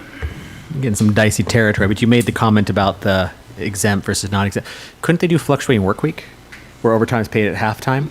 They could do a lot of things, but they need to be, I'm just saying their events, Okay. their executive directors put in a lot of hours. Sure. So Yep. you gotta be mindful of that. Sometimes course. the math doesn't math out for going exempt versus non-exempt. So anyway, that was just so. But and for me personally, like, I enjoy every event that you guys do downtown, and you really instill in our community the sense of community when you're down there and you see everyone participating and enjoying everything. So you guys are incredibly vital, and you know you have my support. That's why I reached out last week and wanted to meet with you and have a conversation. So I appreciate each and every one of you and everything that you bring to the community. So thank you very much. And with that, I will call for a vote now. All in favor, raise your right hand. Passage unanimously. I got that right? Okay, so congratulations. Thank you. All right, other items for consideration. Oak Harbor Police Department motorcycle purchase. Introducing this topic is our police chief, Tony. I always want Slowick. Good evening, Mayor and City Council. Chief Slowick. So I appreciate everybody's time, and hopefully we can make this quick and get out of here by 8 o'clock. So this is for a purchase authorization for police motorcycles. So for the last over 25 years, the police department has had police fleet motorcycles. Currently, there's one police motorcycle, a 2008 Honda, that's in our police fleet, identified as vehicle P8. The motorcycle is scheduled for replacement in 2028 with an estimated budget replacement cost of $30,000. There's currently $20,000 fund balance in the 502 account for the replacement of P8. Since 2015, the police department's attempted to qualify several officers in the 80-hour basic motor course, which is a state-mandated course, to be a motorcycle officer. And we've had limitations due to our current Honda motorcycle. So some of the issues are the bike's very heavy, almost 750 pounds, it's not stable at slow speeds, hard to manipulate in parking lots. It's very at a low center of gravity and high centers when you're going over sidewalk and curbs. And the riding position for the ergonomics really allows, puts a lot of pressure on the officer's hands and reduces maneuverability. So as the police department onboards new police officers in 2026, it is our intent to fill a vacant traffic officer position. Currently, there's the Skagit Sheriff's Office has a motor program scheduled from March 16th to the 27th in Anacortes. So it's a local course. It will save us some money by not having to send people to the State Patrol Academy or out of the area. The police department is asking for two items with this request. One is an early replacement of the 2008 Honda motorcycle, and the second is adding a second new motorcycle to our fleet. So the situation is that the Nisqually Tribal Police Department has two 2022 BMW F850 GSP police motorcycles. The mileage on them is less than 635 miles for both motorcycles. They were purchased new in 2022, and they were put in storage. Currently, the police chief there is not going to do a traffic program, and they're selling their excess property. The BMW, the advantage of this motorcycle, it's about 500 pounds, much lighter than the current motorcycle. It's a lighter chassis, more agile, and it comes with updated brakes and traction control technology. So it makes it safer for the officer to ride. Currently, the Nisqually tribe is willing to sell one motorcycle for $9,165.64, or they're willing to package both motorcycles and sell them both for a total of $16,000. Just to give everybody an understanding of the cost, each motorcycle was $22,915. We attempted to purchase, initially we were going to purchase this through a dealership because that's what the Nisqually tribe was using as the process to sell the motorcycle. The dealership has since closed, but the dealership was selling the motorcycle for $14,370, and the Kelly Blue Book is $10,521. So the value that we would be getting by purchasing both motorcycles for $8,000 each, or a total of $16,000, is advantageous to the city.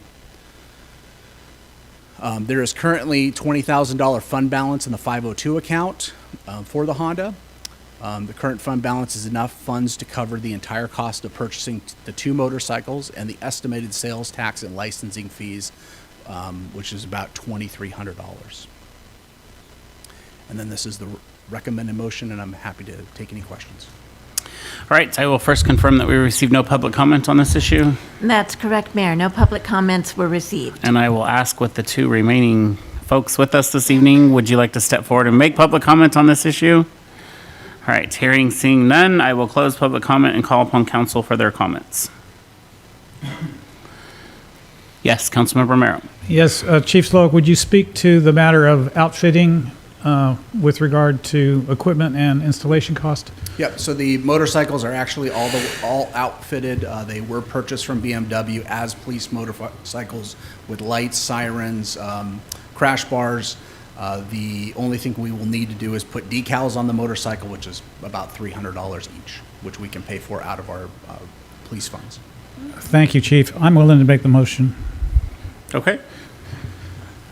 I move that you authorize staff to purchase two 2022 BMW F850 GS TAC P motorcycles from the Nisqually Police Department, the early replacement of vehicle P8, and the addition of a new motorcycle to the city fleet. Second. All right, we have a motion as presented by Councilmember Romero, seconded by Councilmember Wiggenstein. Is there any further discussion before I call for a vote? You have a question about your own motion. Yes, go ahead.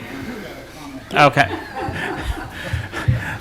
I want to make note of the fact that Chief Sloak and his leadership team are working diligently to give value with the purchasing to outfit completely the police department. Having personally experienced having to salvage police equipment for my own department, starting from the ground up, I understand the kind of delicate matter that's going beyond. But all to say is that there's value added here, and it's worth it. That's all.